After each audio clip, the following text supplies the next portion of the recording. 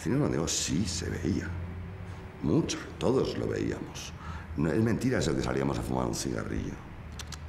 Salías a fumar un cigarrillo cuando ibas por tercera vez al cine en una semana, cosa que entonces sí sucedía y ahora no, y no te tragabas el mismo nodo porque el nodo tenía una duración de una semana. Pero el estreno, es que si no era la única manera de ver un pase de Antonio Benvenida, de ver un gol de Di Stéfano, o de ver la inauguración del Pantano correspondiente de la semana de Don Francisco. La Capitanía pide y exige una sincronización perfecta con los latidos más profundos y legítimos de la hora en que se vive. Mirada penetrante en el futuro y al mismo tiempo capacidad de renunciar a los éxitos fáciles, amor perseverante a la obra sólidamente establecida y de largo alcance, serenidad y firmeza en las circunstancias adversas, fidelidad a los principios y voluntad insobornable de servicio. Nodo tiene una gran importancia histórica, claro, porque la imagen, el imaginario español sobre muchos temas se construyó precisamente en base a lo que ellos veían, y lo que ellos veían era lo que Nodo querían que vieran. Podrían pensar que no era muy exacto, pero no había otra cosa.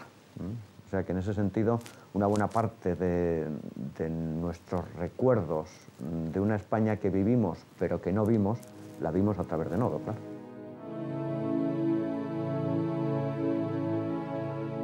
Este panorama informativo, sin margen a la crítica, adormilado y falto de atractivo, permanece invariable casi 30 años de dictadura hasta que Manuel Fraga Iribarne toma el relevo como ministro de Información y Turismo, promoviendo un cambio en la política de información.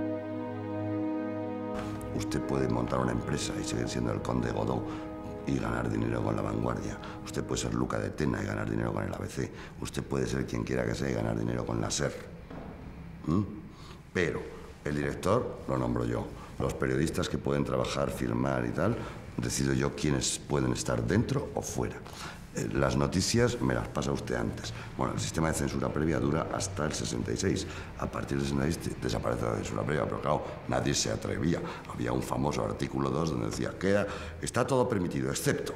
Y la lista del excepto era de página y media, con lo cual, excepto esto, aquello, lo demás allá, claro, estaba todo, volvíamos a estar en las mismas, más o menos. No exactamente, ¿eh? Con la Ley Fraga de 1966 desaparece la censura previa y aunque permanecen otras formas de control y presión, es cierto que se percibe cierto aperturismo en la información. Cualquier crítica al régimen es igualmente perseguida, pero hay lugar para un debate más variado.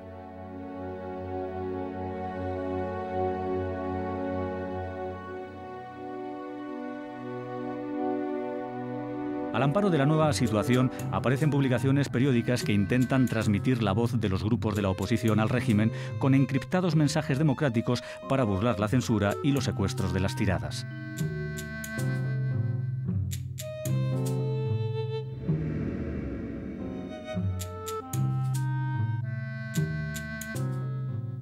En el régimen de Franco había, como todo el mundo sabe, familias, vamos a decir, sensibilidades distintas, opciones distintas. Podían ser los tecnócratas del Opus, los falangistas más nostálgicos y revolucionarios, los menos, la Iglesia en todas sus versiones, sectas, organizaciones, ACNP, Opus Dei, etcétera, etcétera. Entonces, estos se expresaban a través de periódicos, y eran periódicos que todo el mundo sabía. Tú sabías que te comprabas el Ya, estabas viendo a los obispos. Si te comprabas el ABC, cuando les dejaban, te sacaban a Don Juan. Si te comprabas El Pueblo, y había hasta polémica. Yo recuerdo unas falsas polémicas. Polémicas entre La Riva y El Pueblo, entre Emilio Romero y Capmany, que no se podían ni ver. Sí, es indudable que la acción de la censura hizo que apareciera un lenguaje distinto, un lenguaje podríamos llamar para iniciados.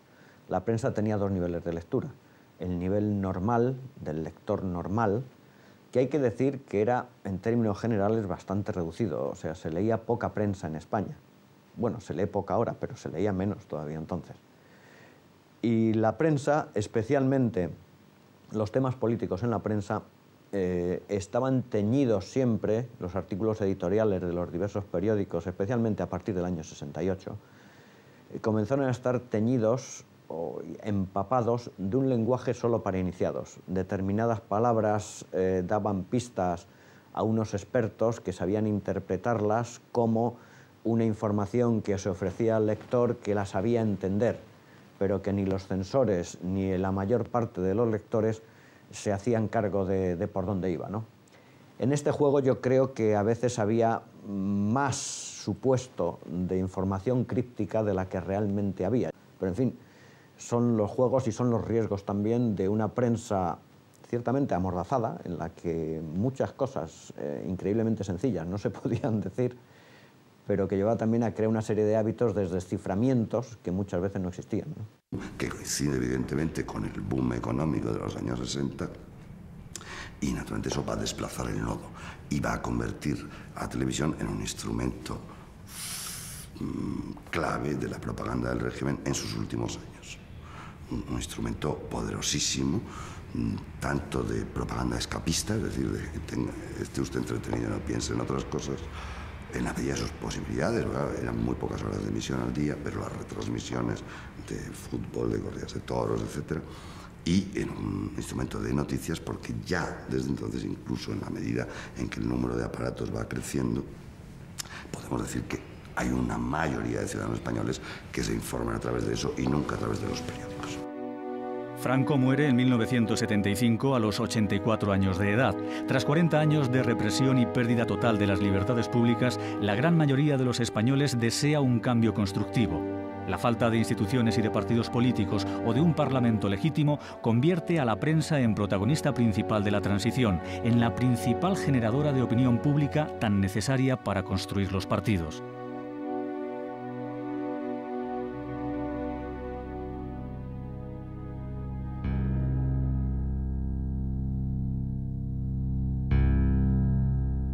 Yo creo que fue el público. El público convirtió los parlamentos de papel, el parlamento radiofónico, quizá hasta el 82 parlamento de papel y después ya radiofónico en su totalidad. La idea de por qué el público demanda es una idea de confusión, falta de estabilidad en el sistema político, pasamos también por una crisis económica, entonces hay una cierta inseguridad que hace que el público se vuelque a demandar, y luego la forma en que se estaba negociando políticamente una constitución muy consensuada, donde tenían que hacer los medios de comunicación de ser portavoces de esa negociación. Parece difícil porque las instituciones actuales tienen una difícil transformación como no sea sobre la base de un cambio radical. Yo diría una imposible transformación como no sea sobre la base de un cambio radical, lo cual no quiere decir de ninguna manera de un cambio violento.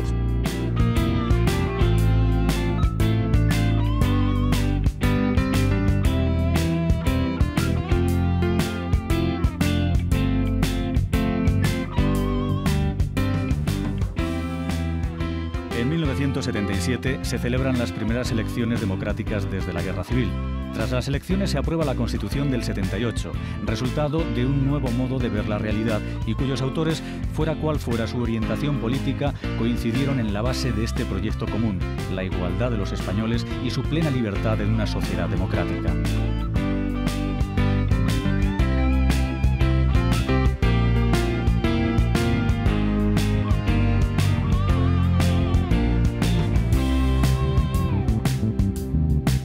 Pensemos que en términos políticos, cuando muere Franco, la prensa cubre las necesidades informativas de lo que ahora llamaríamos el centro-derecha. Pero todo el centro-izquierda no tiene, o todo lo que no es, digamos, esta área, no tiene sus necesidades informativas cubiertas.